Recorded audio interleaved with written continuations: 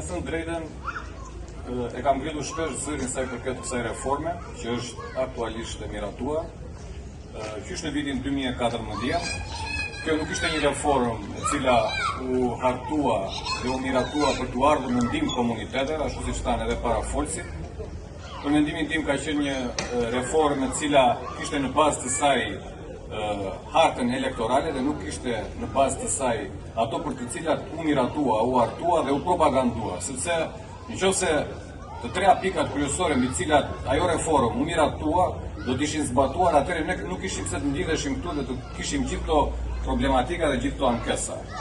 Sa i përket të tre elementeve mbi të cilat ndërtohen reforma, që ka të bëjë me efikasitetin financiar, ka të bëjë me uljen e kostove administrative dhe ka të bëjë me afrimin e shërbimeve ose gjendje më pranë qytetarëve. Asnjëra prej këtyre tre elementeve mbi të cilat ndërtohen reformat sot nuk zbatohen. Ne kemi thënë edhe në Këshillin Bashkiak, e falenderoj dhe Arsenin që është një zë shumë i fortë në Këshillin Bashkiak në përfaqësimin e kësaj zone. Ashtu siç tha dhe Arseni, është për të ardhur keq që ne këtu nuk shikojmë dhe kolegët tanë të Këshillit Bashkiak që përfaqësojnë mazhorancën ose Partinë Socialiste, jo për të bërë aleancë me ta, por për të rrahur mendimin dhe për të konkluduar a është e mirë kjo reformë e cila është aktualisht në fuqi apo jo.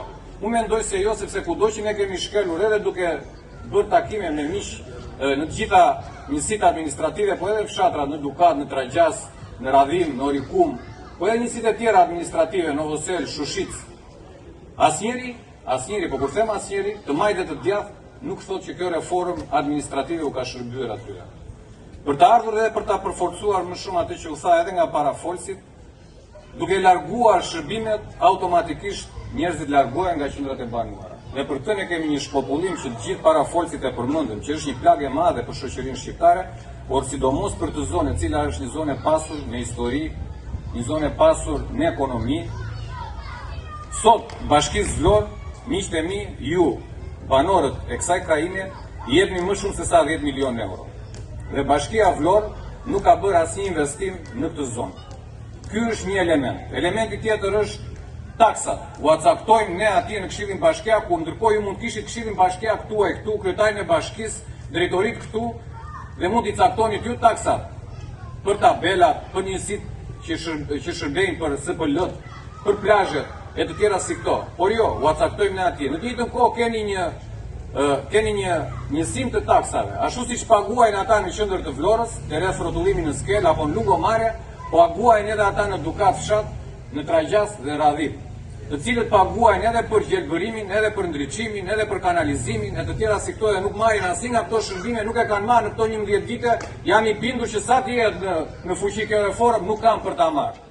Miqtë e mi, ju keni dhe keni treguar ndër vite, ashtu siç edhe miqtë parafolës e përmendën, keni treguar karakter. Kjo zonjë ka burra dhe gra, të cilët kanë treguar karakter ndër vite, është momenti që sot ne të qëndrojmë të unifikuar. T'i ftojmë dhe ata miqtë e Partisë Socialiste apo të partive të majta të cilët nuk janë sot këtu prezent, për t'ju thënë që kjo nuk është një reformë për partitë politike. Pastaj e vendosni ju se kë do votoni si kryetar bashkie, do votoni një të djathtë apo një të majtë. Se kë do votoni mazhorancë të Këshillat Bashkiak, do votoni të majtën apo të djathtën. Po të kthehet mirë kjo bashkia këtu, që ju mos bëni 30 kilometra për të ardhur në qytetin e Vlorës për të kërkuar një nga administrata e bashkisë që nuk e gjeni asnjëherë dhe nuk keni për ta gjetur ndonjëherë. Miqtë e mi, unë mendoj që referendumet është një element të cilin ne duhet t'i mshojmë fort dhe janë ata të cilët duhet me do e mos që ky komunitet dhe shumë komunitete tjera që kanë problematika me këtë reformë duhet t'i mshojmë fort. Ne do t'ju mbështesim, jo vetëm thjesht si përfaqësues të partive politike, por Partia Demokratike ka mbajtur qëndrimin. Edhe pse ashtu siç tha Arseni, vitin 2014 kemi bërë një gabim fatal që nuk u bën pjesë e reformës administrativo-territoriale dhe i lan fushë të lirë Partisë Socialiste, e cila edhe sot, edhe pse ne jemi bërë pjesë e Komisionit të Përbashkët për reformën administrativo-territoriale, po lëviz mjanshmërisht për t'i zvogluar edhe më tej këto bashki.